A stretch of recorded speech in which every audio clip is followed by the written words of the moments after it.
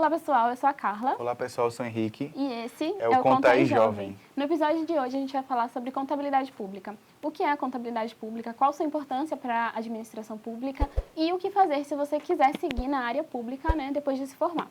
Mas antes a gente queria agradecer ao FAO por oferecer a estrutura para a gente fazer o podcast e também a nossa equipe de gravação e de edição, que sempre trabalham para que esse trabalho saia do papel e o podcast possa ser entregue na melhor qualidade. E hoje a gente tem o prazer de receber ela, que é contadora pública especializada em Fundep, é especialista em gestão pública e conselheiro do CRCAL, Lisa Rubik. Olá! Oi, Lisa, prazer. Muito obrigada por aceitar nosso convite. Eu que agradeço o convite ao CRC Jovem do estado de Alagoas.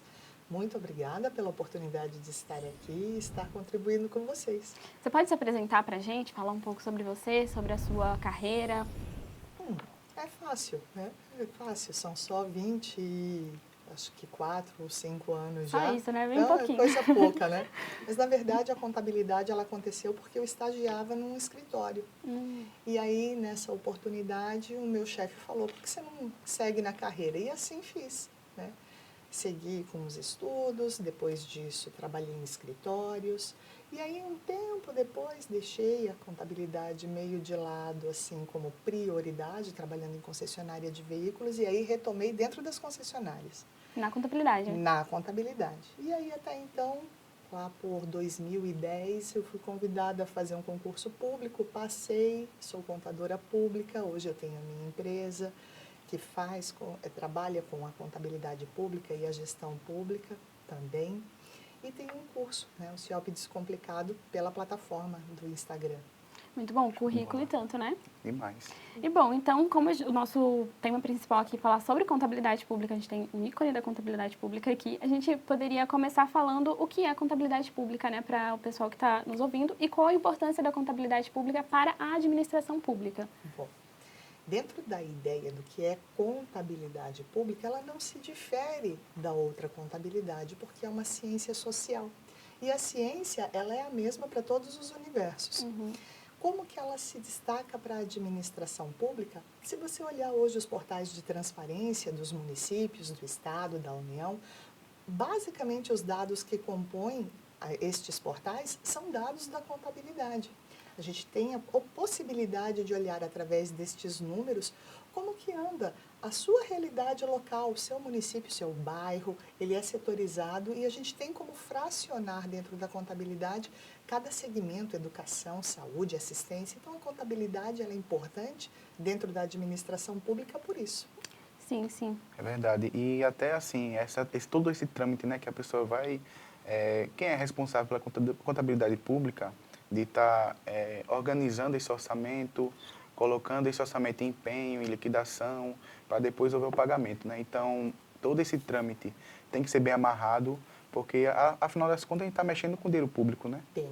A contabilidade, ela tem um outro detalhe dentro da área pública, que ela não contabiliza só os fatos, como a contabilidade da iniciativa privada, ela também contabiliza os atos. Então, quando a gente começa a trabalhar de atos, a gente fala de contrato, a gente fala de um empenho, por exemplo. E o empenho é aquilo que vai anteceder o gasto dentro da administração pública. Mas ele vem depois de todo um trâmite licitatório que dá oportunidade igual para vários fornecedores estarem oferecendo material, serviço para a administração a preços interessantes e também com qualidade, né? É tudo bem mais complexo, né? Eu vejo isso hoje. Tive algumas disciplinas na faculdade de contabilidade pública e é muito mais complexo, é outro mundo. A gente começa vendo a contabilidade privada e quando você chega na contabilidade pública é uma complexidade, assim, totalmente diferente. É empenho, a liquidação e a etapa aqui, a etapa ali. Mas é porque o nosso país ele é diverso, né? Então a gente tem que trabalhar com as várias realidades e as várias necessidades do público, porque a nossa contabilidade existe especificamente para o cidadão. Exatamente. E esse é até um dos tópicos da nossa conversa aqui, né? Até assim, como você citou que tem a questão do ato e o fato, essa é uma das principais diferenças entre a contabilidade pública e privada. Tem mais alguma outra característica que se difere entre elas duas? Não deveria, né? Não deveria. Mas dentro da realidade do dia a dia, a gente também trabalha muito amarradinho dentro da contabilidade o orçamento público. Sim. Orçamento é aquela peça que você trabalha todas com base no princípio da legalidade, então tudo advém de lei, que tem uma lei que se chama Lei Orçamentária Anual, em que você indica receitas e despesas. Isso também é contabilizado dentro de um sistema de contabilidade pública. Que é o Lua, né? Aí, ó. Aprendi As bem leis. com a ótima professora. Henrique foi um excelente aluno, um Pois querido. é. A gente falou sobre a questão de ser complexo, porque a gente está lidando, né, com um geral. Então, como que a contabilidade pública ela contribui para que ocorra a transparência no controle público, né, nos recursos públicos? Bom, o primeiro ponto de destaque, de cara eu digo, os portais de transparência. Hoje você vai para eles, você consegue ver dados ali, todos contábeis, de maneira técnica.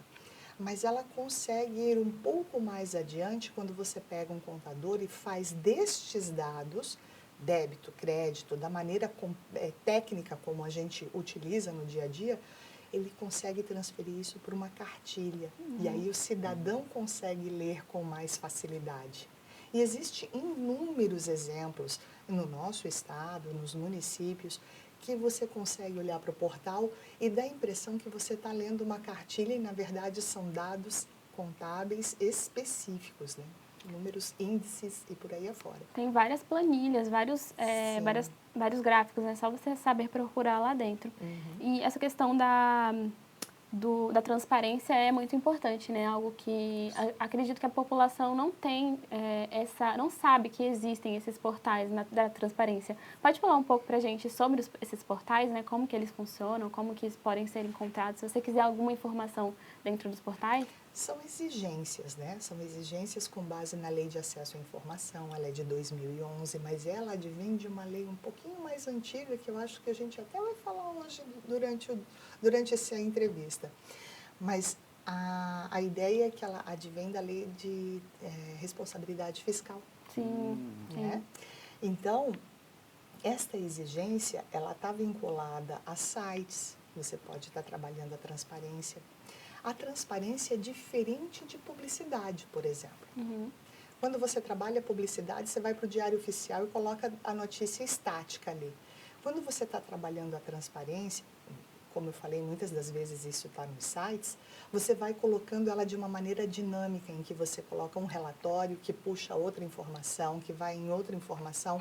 Então, como que você chega nisso? Normalmente você coloca lá nos buscadores dos sites a sua prefeitura, um exemplo, né? A gente coloca o município porque é onde tudo acontece. Eu sei que existe o estado, eu sei que existe a União, mas o chão de fábrica mesmo é o município. Então, município. coloca a prefeitura da sua cidade, tem lá portal de transparência, clica, ali você pode utilizar de informações sobre a parte de urbanismo, a saúde, a educação, a assistência, a folha de pagamento dos servidores, está tudo ali, todas as informações.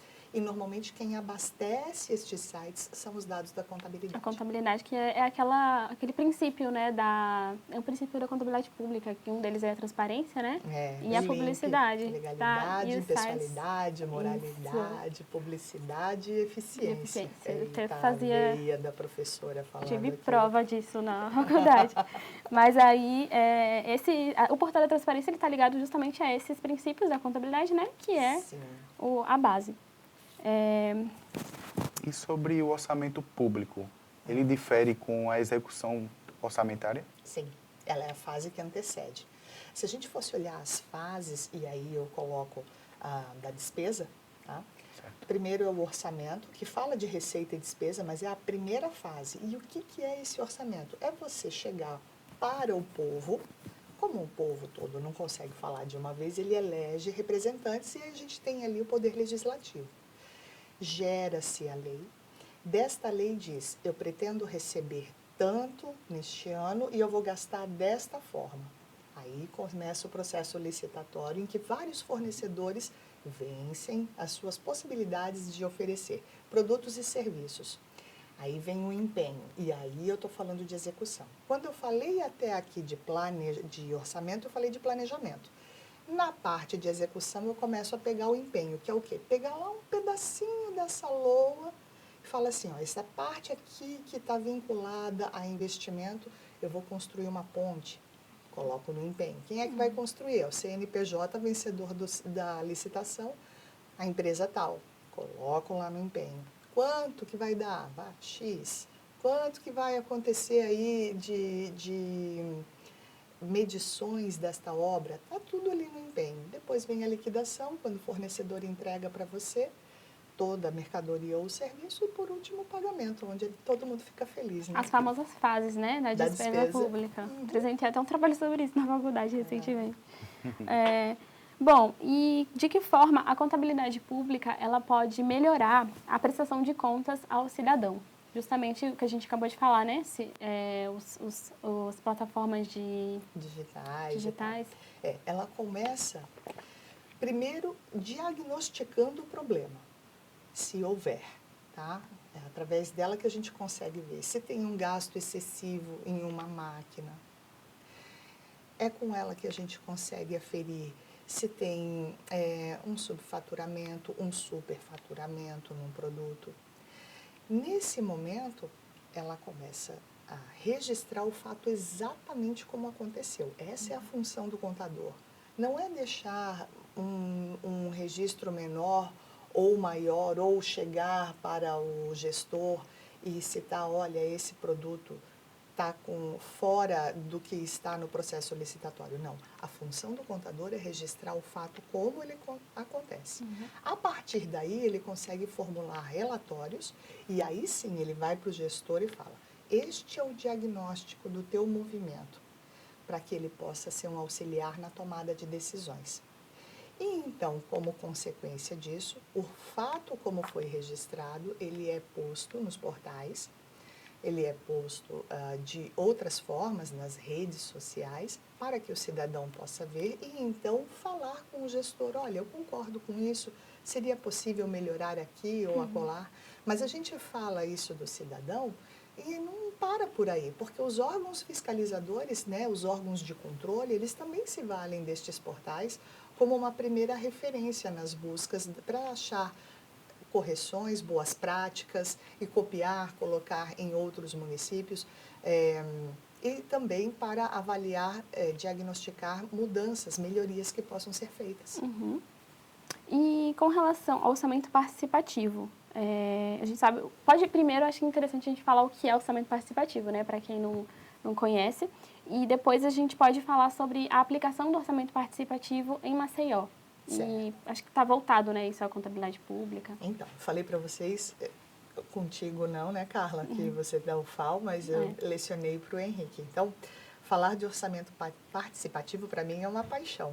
Eu coordenava um curso de ciências contábeis e eu fiz um orçamento participativo em um determinado ano do município de Maceió dentro da faculdade. Ah, que legal. Foi muito legal. Pode falar sobre essa experiência também, Ela foi muito positiva, foi muito positiva. Projeto. Para você ter uma ideia, o orçamento participativo é colocar o cidadão à frente. Ele vai dizer como é que ele quer gastar o recurso, né? Então, o município de Maceió, à época, pediu um espaço lá na faculdade para a gente poder fazer e a gente começou com o auditório. Não é todo cidadão que vai, todo mundo fica meio acanhado, mas eles mandam os representantes, né, da sociedade civil, então presidentes de bairro, presidentes de sindicatos, esses são mais atuantes e estão sempre presentes. Já estão mais na linha de frente ali, né? Colocamos eles no auditório. E no palco nós colocamos todos os secretários de educação, assistência, saúde, urbanismo, infraestrutura, finanças, estava todo mundo lá. E aí começou o movimento. O movimento era o quê? Orçamento participativo pega uma fração do recurso de um ano inteiro e diz, cidadão, como é que a gente vai fazer aqui? E aí a primeira fase foi o quê? O que vocês precisam nos bairros de vocês? E aí eles se reuniram, separaram cada sala de aula, todos saíram do auditório e cada sala de aula era um bairro. Cada um foi para o seu bairro e começaram a conversar, e eu transitando pelas salas. E um precisava de saneamento, o outro precisava de energia e tal. Passado essa fase, voltaram todos para o auditório. Ah, porque a gente precisa disso. E aí veio o secretário de Finanças, todos os secretários prestaram atenção, entenderam o que era a demanda para o ano seguinte, ficaram, né, ligados. Aí o secretário de Finanças foi lá e disse, mas eu só tenho esse recurso aqui. Eita. Ah, mas isso é um absurdo, onde já se viu, como é que faz? E aí eles começaram a entender a complexidade do que é administrar um município, É que é verdade. tal qual uma empresa, né? É um Uhum. movimento gigantesco, né? E que isso é um absurdo, e Todo como é mundo que eu vou fazer? querendo reivindicar tudo aquilo, né? E aí que o queria. secretário fez o que ele é convidado a fazer dentro da administração pública. Vamos ter que fazer cortes. O que a gente vai Mudança de cortar? foco. Volta todo mundo para o bairro. Ah, eu corto aqui, aqui, aqui, aqui, aqui. Adequou. E isso se chama princípio do equilíbrio. Colocar a despesa tal qual a receita. Receita. Exatamente. Né? Pode ter mais do que... Fechou. Mas a gente não podia deixar o cidadão sem esperança, né? Não tinha como. O que a gente fez? Pronto, agora volta todo mundo para o auditório e vamos conversar. Vocês não elegeram seus parlamentares, o poder legislativo? Então, essa fração que vocês gostariam de fazer e não foi possível, a gente está convidando vocês a conversar com o poder legislativo e desta forma pedir o quê? Emendas parlamentares, que é uma outra forma de se angariar recursos, fazer valer o seu representante, que ele busque para você, traga o recurso para o seu município, no caso dele seria para o bairro, né? Uhum. E desta forma concluir aquele quinhão que não tinha recurso para fazer. E aí foi real mesmo, a ação foi real e a população participou. Foi publicado e assim foi. E Nossa, até o que muito bom. acontece muito hoje em dia, né, na política, que sempre tem aquele representante de bairro que se elege para um vereador, para um deputado, e consegue realmente forças para, de repente, se eleger no caso, né? É. Porque sabe que vai trazer recursos para o bairro que está representando, de certa forma, né? São as buscas de cada um. Eu Isso. estou aqui para registrar. E aí, nestes registros, a gente vai envolvendo todos no processo e todo mundo começa a entender que o nome participativo, eu sempre falo, né, que o nome tem que ajudar para alguma coisa, né? Que o nome participativo, ele tem mais relevância. Entendi. Ele se sente pertencente àquilo que é o orçamento público. Mas participativo, ele não mexe em nenhum tipo de setor, é um extra, no caso. Seria Não, isso? é uma fração. Imagine que um município com 300 milhões de reais para tocar o ano inteiro. Pega 10% e coloca aquilo ali para ser gerido pela população, pelos gostos da população, e ela vai dar o destaque, eu estou dando uma fração aqui hipotética, né? Ela vai dar um direcionamento para este recurso. O saldo deste recurso, por exemplo, uma proporção interessante, 90-10, 10% dá para a população e os outros 90% você realmente vai gerir de acordo com a dinâmica, são despesas de ordem continuada, né? Para que não falte em nenhum segmento já existente da administração pública, né? As escolas existentes, os postos de saúde existentes, os hospitais. Tem que ter o equilíbrio, né? Sim. Mas como que, por exemplo, hoje, se alguém que estiver assistindo o podcast quiser participar de uma assembleia que fala, né, de orçamento participativo, eu gostaria, achei interessante a história que você contou do pessoal lá, eu queria participar. Como que ele pode fazer hoje aqui em Maceió para participar do orçamento participativo? Tradicionalmente, os orçamentos, eles começam a ser planejados em abril e finalizam em agosto. Então, entre abril e agosto, os municípios fazem um chamamento público através dos portais de transparência, através da TV, dos canais de TV, de rádio. A gente tem que ficar antenado como é que isso acontece, né? As redes sociais, dizendo, olha, vai ter o orçamento participativo, venha para cá. E aí ele estabelece um local e aí a população pode chegar até lá e opinar dentro das necessidades levar. do Mas é seu importante local. que eles levem antes, né? O que eles gostariam de falar para Todo mundo sabe o que quer, né? todo mundo sabe o que precisa na sua Entendi. casa, ali no seu dia a dia, né? E Antes de... Ah, não, pode falar, desculpa. desculpa te interromper também. Eu lembro que você comentou que tinha uma lei que você ia citar posteriormente, que é a Lei de Responsabilidade Fiscal. Certo. E até hoje ficou me martelando na cabeça o que seria essa lei e como ela impacta diretamente na contabilidade pública. Então, a lei de responsabilidade fiscal, assim como a lei de financiamento, né, das finanças públicas, ela tem uma importância fundamental. Dia 4 de maio agora, ela faz 25 anos e ela não é ainda totalmente aplicada. A importância da lei de responsabilidade, volto a dizer, o nome tem que ajudar para alguma coisa, é dar responsabilidade a quem está gestor dos recursos neste momento. Então, ela vai além da publicidade, ela diz quais são os reflexos das suas ações, das tomadas de ações dentro da gestão. Por exemplo, eu decidi que sou agora prefeito de um município e o meu foco é construir um posto de saúde. Eu tenho que acompanhar essa construção, início, meio e fim, a preços interessantes e, principalmente, se vai atender ao público. Imagine construir um posto de saúde em meio a um canavial. Qual é a função dele? Não tem acessibilidade, né? Nenhum, né? Precisa entender, Tem né? que ser sempre para um bem comum, né? Um bem social, né? Ele tem que ser mais do que eficiente, mais do que econômico, ele tem que ser eficaz, ele tem que atender lá na ponta. E a lei de responsabilidade fiscal, ela faz isso.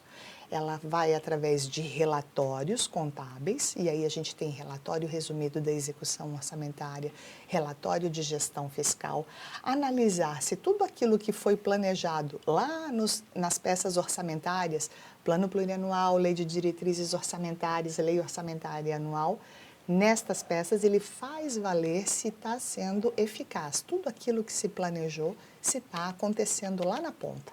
Entendeu?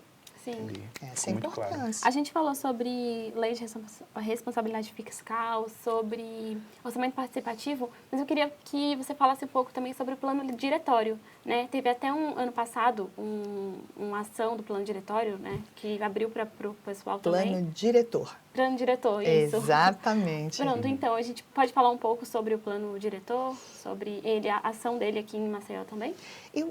Da ação em Maceió, eu não acompanhei tanto, mas falar sobre o plano diretor é estar falando sobre a divisão de um município, por exemplo, em bairros. Você tem municípios hoje que tem CEP único, porque ele não tem um plano diretor que estabelece quais são os bairros, qual é a divisão do município.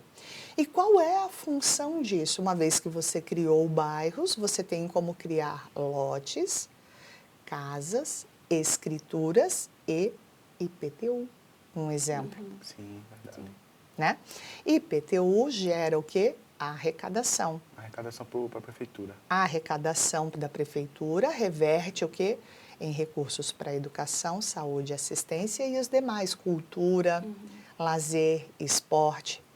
E a não arrecadação pela ausência de um plano diretor significa que o gestor está cometendo aquilo que é punido na lei de responsabilidade fiscal, que chama-se renúncia de receita. Porque ele tem a obrigatoriedade de ter uma boa gestão da máquina pública. Então, os reflexos da ausência da arrecadação hoje fazem com que, no final de um mês, você tire um relatório chamado CALC, que é o Serasa dos municípios. E aí, agora, a Secretaria do Tesouro Nacional, que é como se fosse a nossa Receita Federal para a iniciativa privada, vai passar a olhar isso. Opa, você está cometendo renúncia de receita? Então, eu não vou deixar mais você receber emendas parlamentares, até você regularizar a sua situação. Entendi. Então, assim, até as prefeituras ela tem que fortalecer essa cobrança Sim. para os contribuintes para não se caracterizar como essa renúncia de receita, não é isso? Sim, porque quando você vai analisar, por exemplo, vamos falar aqui uma praia que é minha, a educação. Tá? Eu sou contadora pública de Secretaria de Educação mesmo. Esse é meu chão de fábrica. A educação básica, e aí eu estou falando de creche, pré-escola, ensino fundamental até o 9º ano, tá? De 0 até o 9º ano. Entendi. Quando eu estou trabalhando essa faixa etária, a obrigatoriedade de universalização do oferecimento dessa educação é do município. E E se o município não arrecada, como é que ele vai fazer esse financiamento dessa educação? Não tem como, né? Então, ele fica se valendo das transferências dos recursos da União, do Estado. E não é, essas transferências são complementares. A obrigatoriedade é do município, que pode contar com esse aporte financeiro, e não o inverso. Entendi. Então, tem muitos municípios que ainda pode ocorrer isso, digamos, municípios de sertão, do agreste, que realmente não tem esse controle e acaba que dependendo dos recursos do Estado e da União.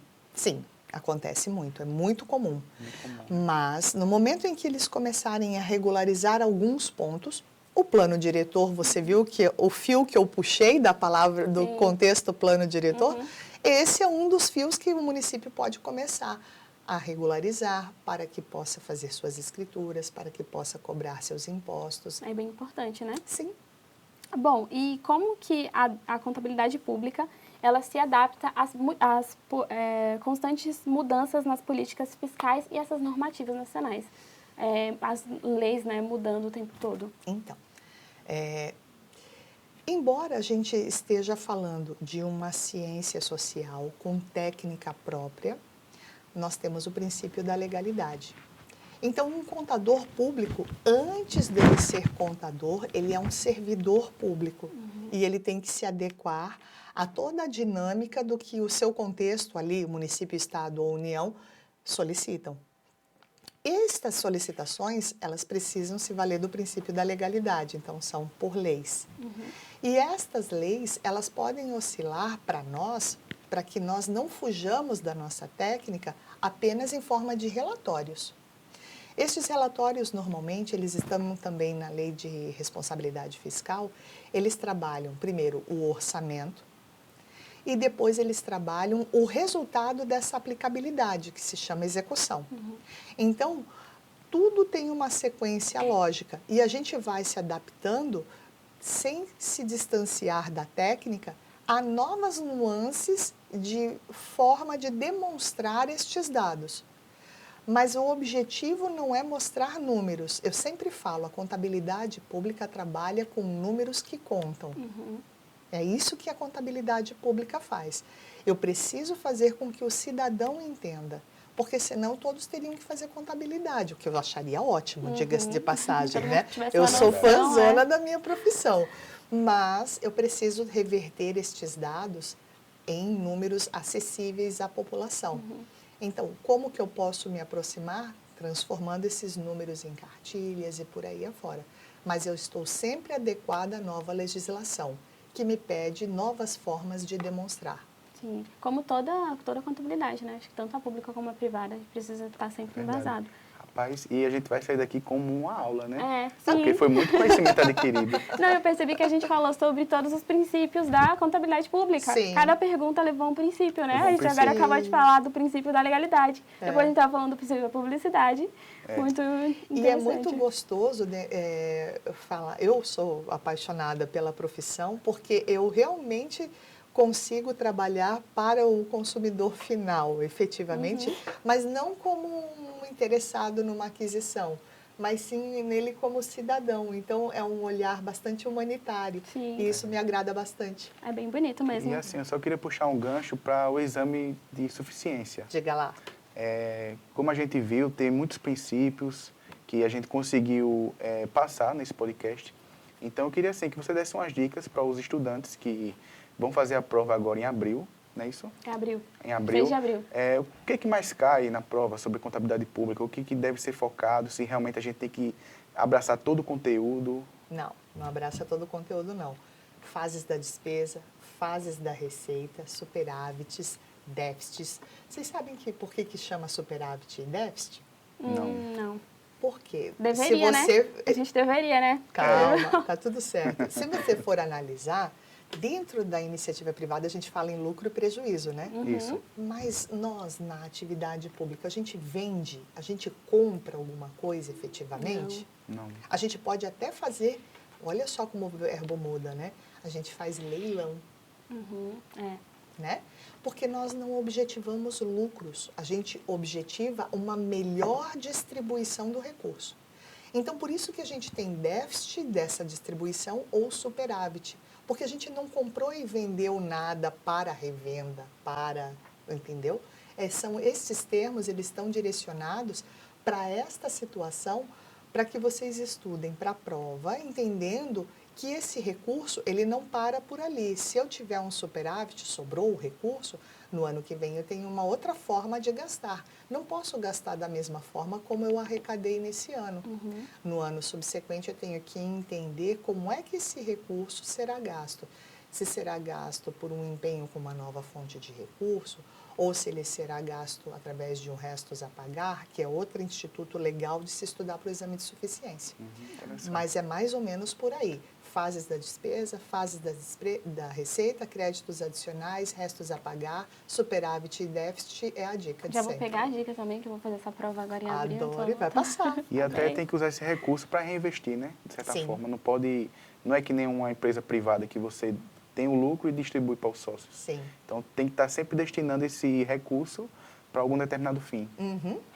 E são pontos chaves, esses que você falou que cai na prova, percebi que são pontos chaves que você, como cidadão mesmo, não estudando contabilidade, não sendo um profissional da contabilidade, mas que é importante você saber também para participar do orçamento participativo, para conseguir ler um portal da transparência, né? É algo que acho que deveria ser mais entregue ao cidadão como informação, não sei, até mesmo em escolas, não, né? Que não necessariamente, geralmente você só fica sabendo dessas informações sobre contabilidade pública, que é algo importante, quando você entra numa faculdade que vai ali falar sobre isso, né? Você não vê muito no dia a dia para o cidadão. Mas é porque nós, no meio acadêmico, não chamamos nossa família para conversar sobre o tema. Porque, em tese, entende-se que é um assunto chato, né? As pessoas acham um assunto chato. Já acham de cara que são números, que são somas. Exatamente. E não passa por ali. Né? A contabilidade passa pela figura da organização. Nós organizamos os números para a gente poder saber lá no produto final se foi bom ou se foi ruim a vida do gestor, ou a vida do empresário, ou a vida da empresa. Enfim, o foco é organizar. Por isso que somos uma ciência social, senão seria uma ciência exata. Exatamente, né? Esse é até um ponto. Agora vamos falar sobre o CIOP, né? O Sistema de Informações sobre Orçamento Público em Educação. Você tem até um curso sobre isso, então você pode falar para a gente um pouco sobre... Essa é uma paixão, né?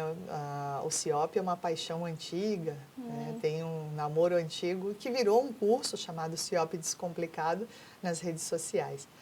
Mas a ideia do CIOP é você conseguir ver até que ponto aquilo que se repassa para a educação, em termos de financiamento da educação, está sendo revertido de uma maneira razoável, de acordo com as matrículas dos alunos de um município, em uma boa alimentação, em uma boa gestão escolar, em um conteúdo de qualidade para o aluno, porque ali eu consigo mensurar se eu recebi tudo aquilo que eu deveria ter recebido, existem limites, existem percentuais, por exemplo, 25% do que um município arrecada vai para a educação.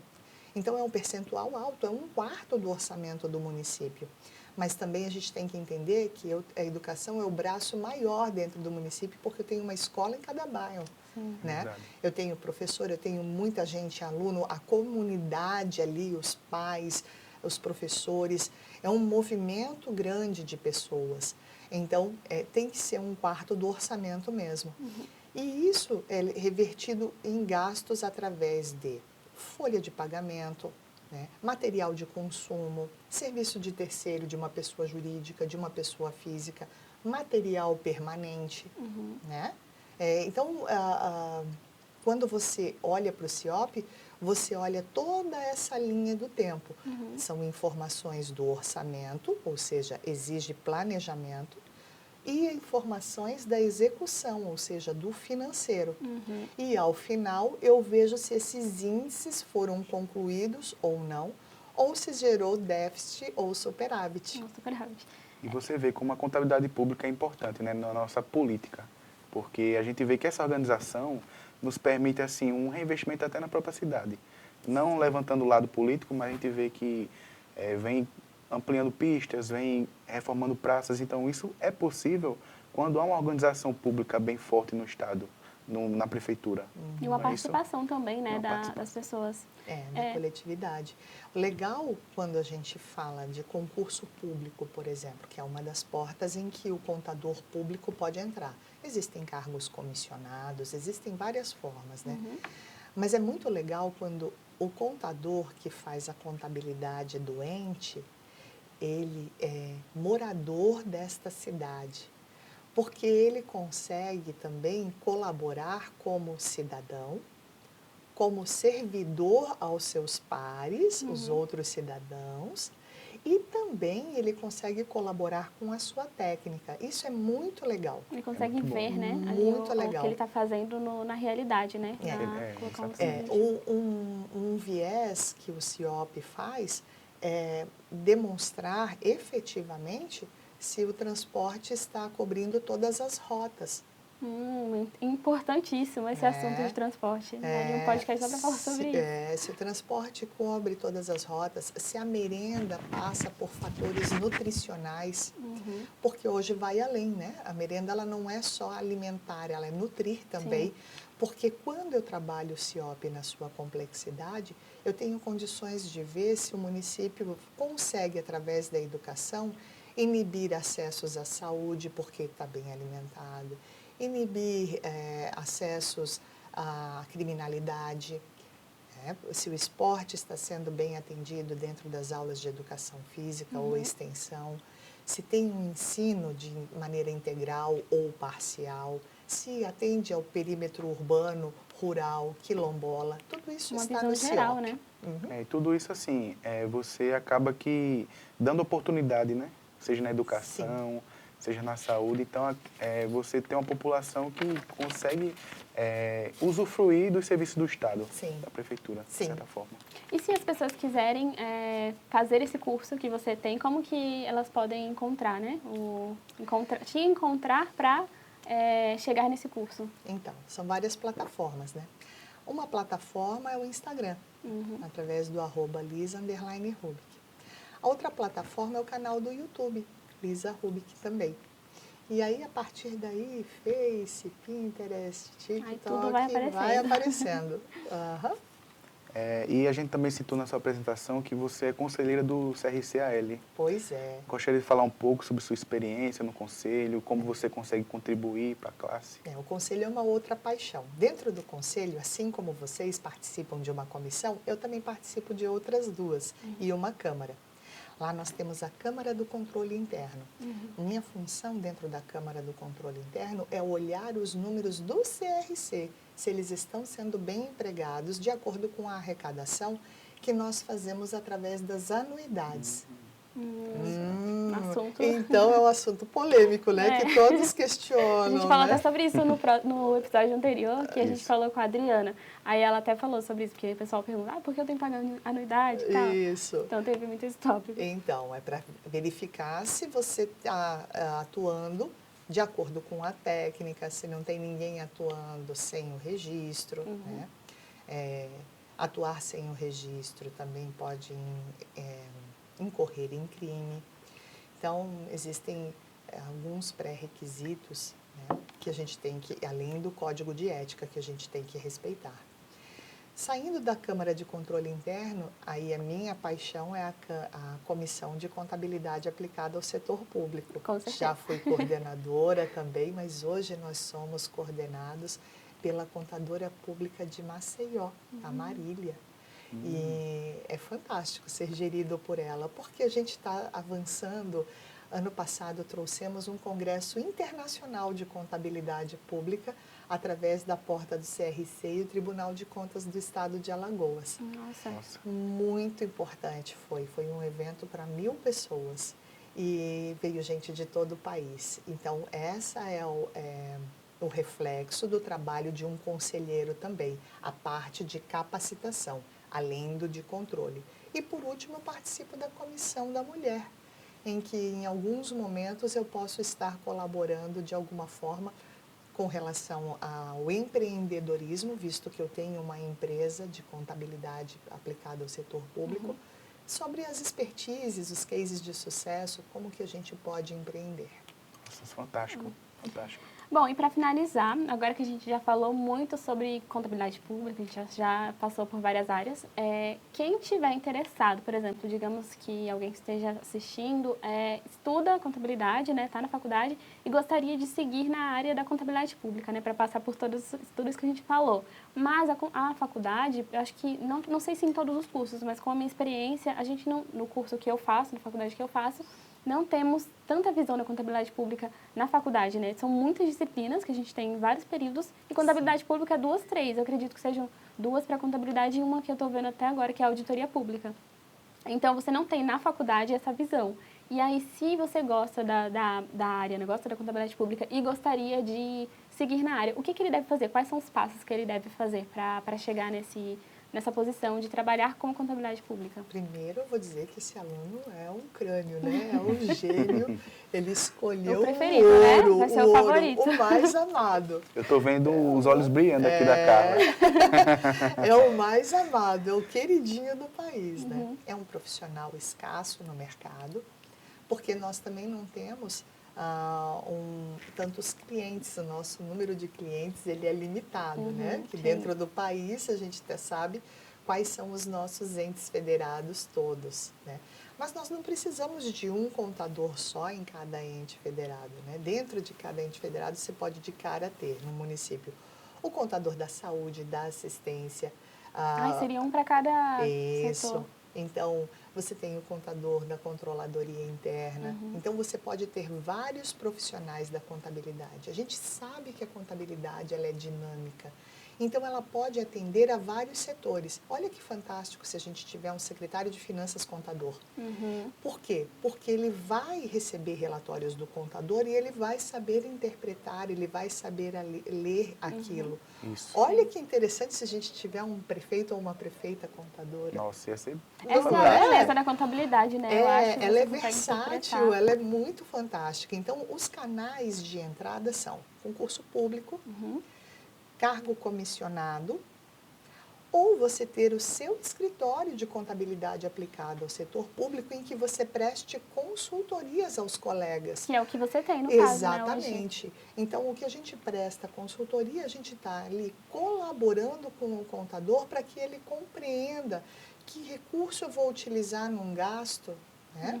O que eu vou debitar, o que eu vou creditar, quais são os relatórios e prazos que eu tenho a cumprir, porque são mais relatórios. São mais prazos, a gente faz tudo que a contabilidade da iniciativa privada pede, os balanços e mais esta parte orçamentária que eu falei para vocês. Então, nós temos alguns prazos a mais, alguns relatórios a mais para entregar.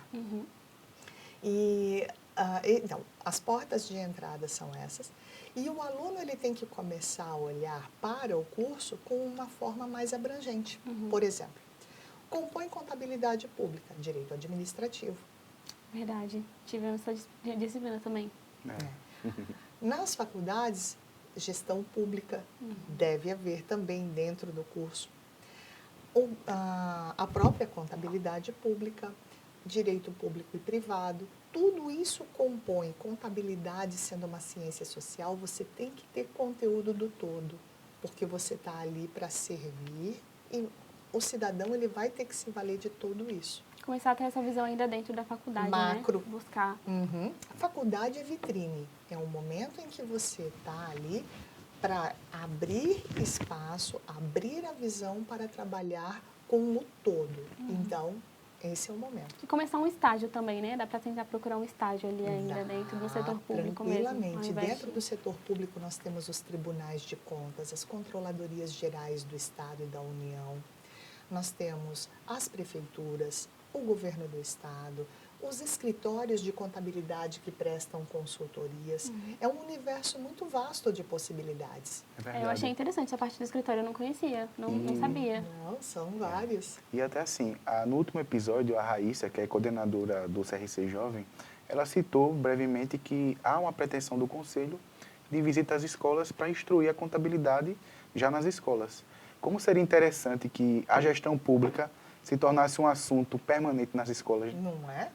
A grade curricular do curso de Ciências Contábeis está passando por uma modernização. Para adequar as tecnologias, a gente tem inteligência artificial que não há mais como voltar, né? Isso aí é uma ferramenta muito excelente. Uso bastante. Isso. E a gente precisa começar a adequar as ferramentas e a ciência a esse novo formato de cobrar. Com uma periodicidade eu tenho dentro da contabilidade periodicidades mensal, aliás, quinzenal, mensal, bimestral, semestral, quadrimestral e anual. É uma loucura. É um assunto bem complexo. Bom, então é isso, né? Chegamos ao fim aqui do episódio. Estou satisfeitíssimo com todas as uma suas aula, respostas. né? Foi Foi uma uma verdadeira aula. Parece até que eu fiz um reforço. Não Sim, é? é verdade. O Henrique relembrando tudo que estudou Exatamente. na faculdade. E é isso, então. Então, assim, eu queria agradecer ao FAO pelo espaço que está nos concedendo. Quero agradecer ao CRC também pelo projeto que está sendo seguido, né? Que já vinha acontecendo em 2023 e agora está seguindo na sua segunda temporada. Quero agradecer a Lisa pela disponibilidade de estar participando desse podcast. Quero agradecer a patrocinadora, a Lima Sublimações, da Helenilza, que inclusive confeccionou essas canecas. Opa! E agradecer a sua audiência. Muito obrigado. É isso, deixa o like no vídeo e nos siga nas redes sociais. E se vocês quiserem encontrar a Lisa, o arroba dela vai estar na descrição, mas é o arroba Lisa_Rubik. E será um prazer contar com todos vocês. Vão lá, procurem sobre o curso dela, que é incrível. Obrigada pela oportunidade, pessoal. Um abraço. E sigam lá nas redes e eu estarei sempre perto de vocês, assim, sempre que me chamarem. Obrigada mais uma vez, Lisa. Até. É isso, até o próximo episódio. Até o próximo. Tchau.